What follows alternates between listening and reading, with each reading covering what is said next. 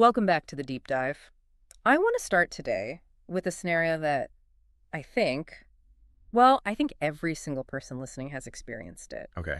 You are trying to do something good. Right. Maybe you're heading to a charity event, or you're on your way to help a friend move house. Or you're just trying to be a responsible adult and get to a job interview early. Exactly. You've got the moral high ground. You're the protagonist of the movie. You were on the righteous path. And then disaster strikes. The car won't start. You hit every single red light in the city. You spill coffee on your white shirt. Oh, yeah. And you just look up at the sky and scream, why? I'm trying to do the right thing here. Why are you making this so hard? It's that universal frustration. It feels like a betrayal almost. Yeah. We operate on this logic where we think, I put good in, I should get ease out. Right.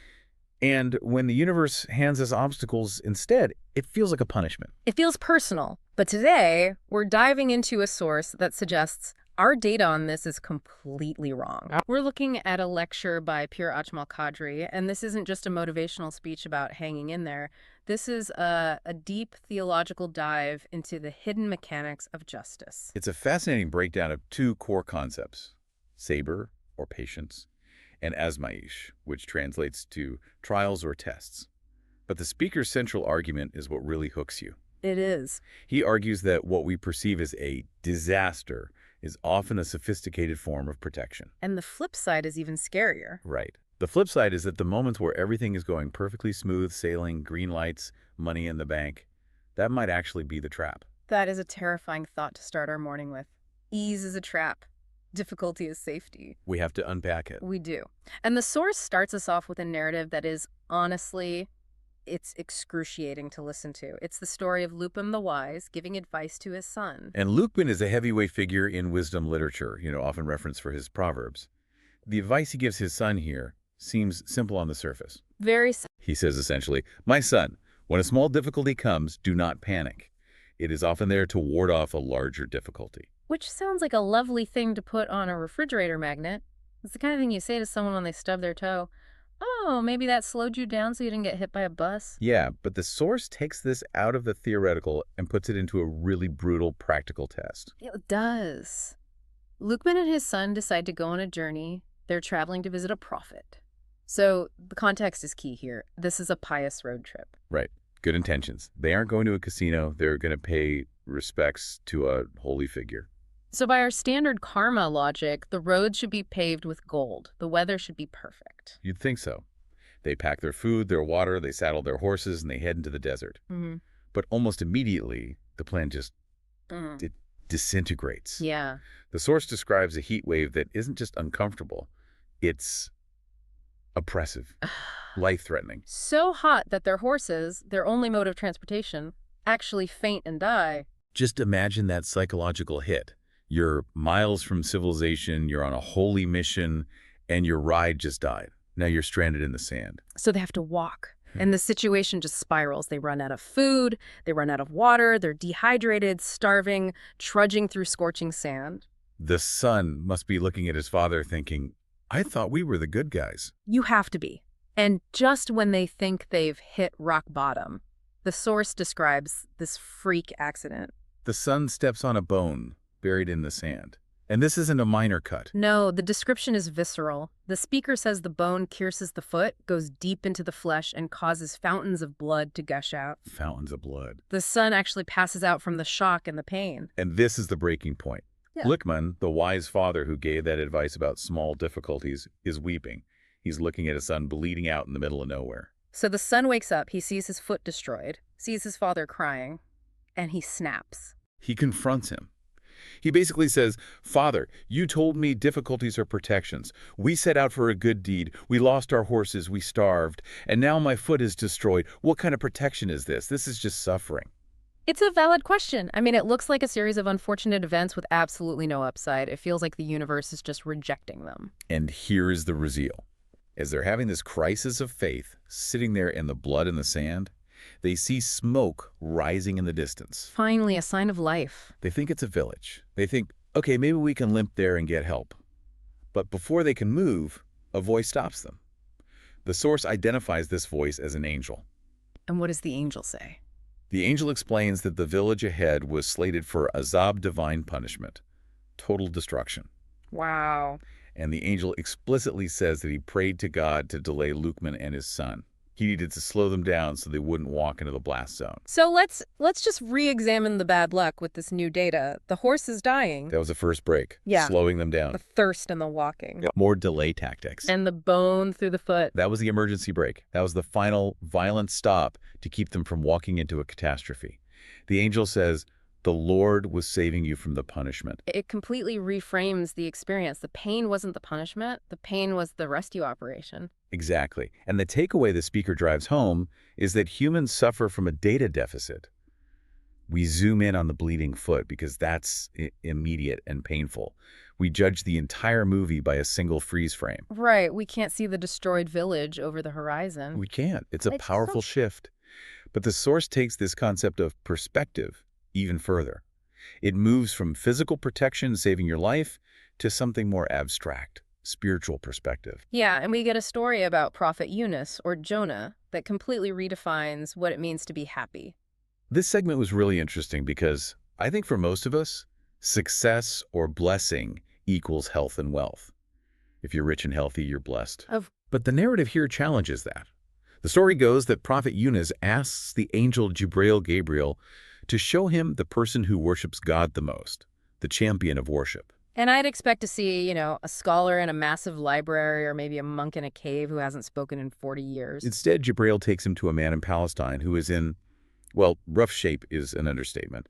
The source describes a man with no eyes, no hands, and no legs. Oh, wow. He's completely physically incapacitated. That is distressing. But what is the man doing? Is he bitter? Is he begging? No. He's chanting. He's saying, oh, Allah, I thank you. Just constant rhythmic gratitude.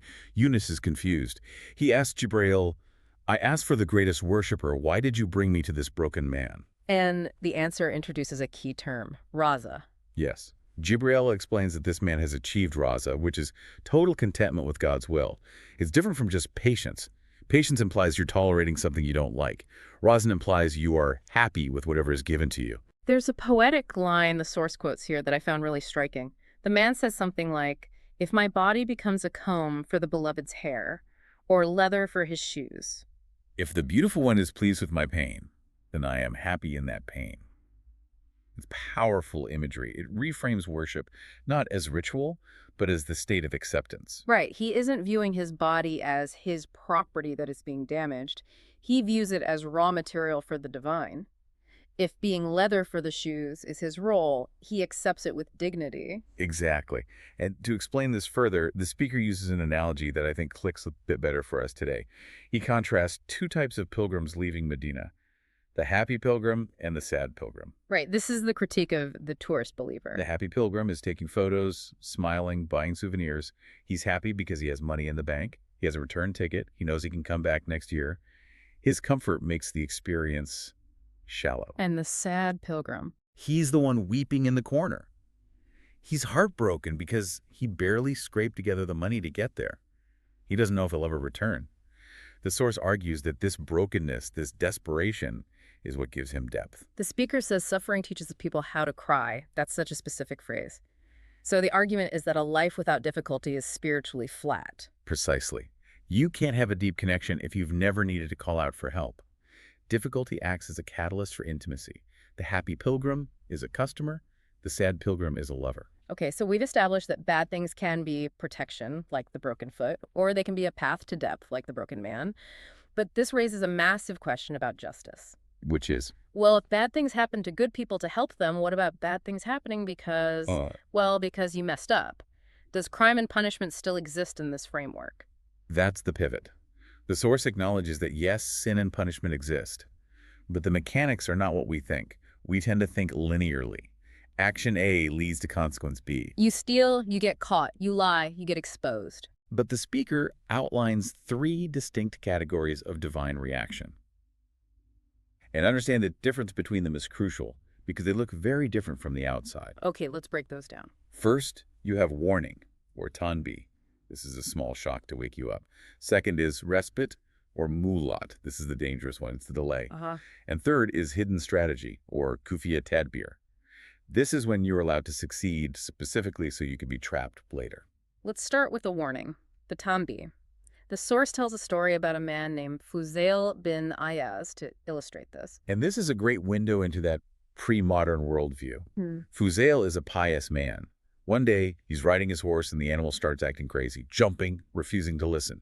Now, be honest, if your car starts acting up, what do? I kick the tire, I blame the mechanic, I blame the manufacturer. I'm definitely not blaming myself. Exactly. You look for the external cause. Hmm. But Fuzail gets off the horse, goes to a corner, and starts praying and repenting. His logic is, I must have disobeyed God, so now my possession is disobeying me. He sees the external world as a mirror of his internal state. Wow. And the story goes that once he repented, the horse behaved. That's the warning. You get a sign, you correct course, the system resets. It's like a rumble strip on the highway. It shakes you, but it keeps you on the road. Perfect analogy. Then there's the story of the immediate punishment, which is even more direct.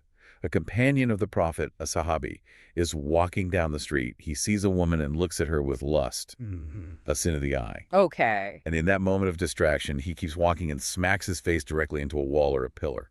Cuts his head open, blood everywhere. Ouch. Talk about instant karma. But here's the twist. He goes to the Prophet, bleeding, and confesses. And the Prophet says, this is good news.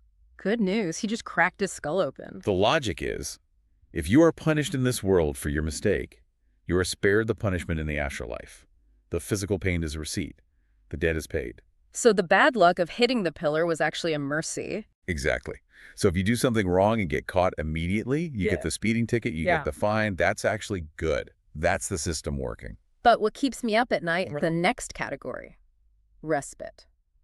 Mulat. This is the scary one. This is when you do something wrong and nothing happens. Silence. You don't hit the pillar. You don't get the flat tire. In fact, things might go really well. You might get a promotion. And this is where the speaker warns against the arrogance of smartness. He says people think, I'm smart, I'm getting away with it, or I'm wealthy, so I'm immune. He drops some heavy statistics here from religious history to prove that time does not equal forgiveness. He mentions Prophet Noah's people. They weren't punished immediately. How long did they have? The source suggests they had a respite of somewhere between 950 to 1500 years. A millennium of doing whatever they wanted with zero consequences. 1,000 years. And Pharaoh, the ultimate villain in this narrative. 500 years. 500 years of absolute power, oppression, claiming to be a god. Imagine the psychological reinforcement. After 400 years, you'd really start to believe you were untouchable. But the speaker argues that if you are doing wrong and facing no consequences, you shouldn't feel safe, you should be terrified. Because you are in a period of mulat. The bill isn't canceled, it's just accumulating interest. He updates this for the modern listener with a really sharp observation about wealthy families. He calls it invisible punishment. Yes, this hits home. He points to men who seem to have it all, millions in the bank, big houses, the respite aesthetic. But inside the home, chaos. What kind of chaos? He specifically mentions disobedient children, daughters eloping, kids turning against their parents. In the cultural context of this lecture, that's a massive dishonor and a source of deep private pain. So the punishment isn't a lightning bolt from the sky. It's the disintegration of peace within your own walls. Exactly. He says, the money is there, but the peace is gone. It's a form of torture that looks like success from the outside. That, he argues, is the trap of mulat closing in. But eventually, the timer runs out. You can't have respite forever. And when the hidden strategy finally reveals itself, the source suggests the reaction is total. It is absolute. The source pivots to the historical narratives of Nuh and Salah to show what happens when the checkmate finally happens. Let's look at Nuh first. We all know the story of the ark and the flood, but there was a specific detail in the source regarding where the water came from that I hadn't heard before. Right. It didn't just rain from the clouds. The source mentions a tandoor, an oven. It says the water started gushing specifically from an oven in the house. That is so symbolic. The place of fire, of baking, of domestic safety becomes the source of the flood. It emphasizes the reversal of nature. When the kufi tadbir, the hidden strategy, activates, the laws of physics seem to turn against you. The people mocked Nuh for building a boat in the desert, but when the respite ended, the very ground they stood on turned into water. Then we have the story of Prophet Salah. This one feels like a direct confrontation between human entitlement and divine power. The people demanded a specific miracle. They didn't just say, show us a sign. They set terms and conditions. They were arrogant. They said, if you are a prophet, make a camel come out of this solid mountain. They picked the most impossible thing they could think of to stump him. And yet, the miracle happened. A pregnant she-camel emerged from the rock. This was the ultimate test. They got exactly what they asked for. But miracles come with responsibility. The camel produced massive amounts of milk, enough for the whole town, but it also drank massive amounts of water. The deal was, one day the people drink from the well, the next day the camel drinks. Rationing. And people being people, they got annoyed, they got greedy, they didn't want to share their water with the miracle they had begged for. So what did they do? The source describes them hamstringing the camel, cutting its legs, killing it. They destroyed the symbol of the divine because it was inconvenient. And that was the crossed line. That was the end of the respite. An earthquake wiped them out completely. And the speaker uses this to make a theological point about God being Benayas. Define that for us. Benayas translates roughly to self-sufficient, or indifferent to need. It means God doesn't need these people to worship him. He gave them chances, he gave them miracles, but once they crossed that line, he washed his hands of them. And the speaker connects this ancient story to a very specific modern behavior. He talks about disrespecting Aliyah, or saints. He draws a parallel. He says, look, if God avenged a camel, an animal, so severely, imagine the consequences for disrespecting the friends of God. He's warning the listener that just because you don't get struck by lightning immediately doesn't mean the file hasn't been opened. You might just be in the first year of your 500-year respite. Exactly. It all circles back to that core idea of the hidden strategy. The lack of immediate reaction is not an absence of justice, it's a strategic delay. And that ties everything together. The bone in the foot for Luqman's son was immediate pain, but it was mercy.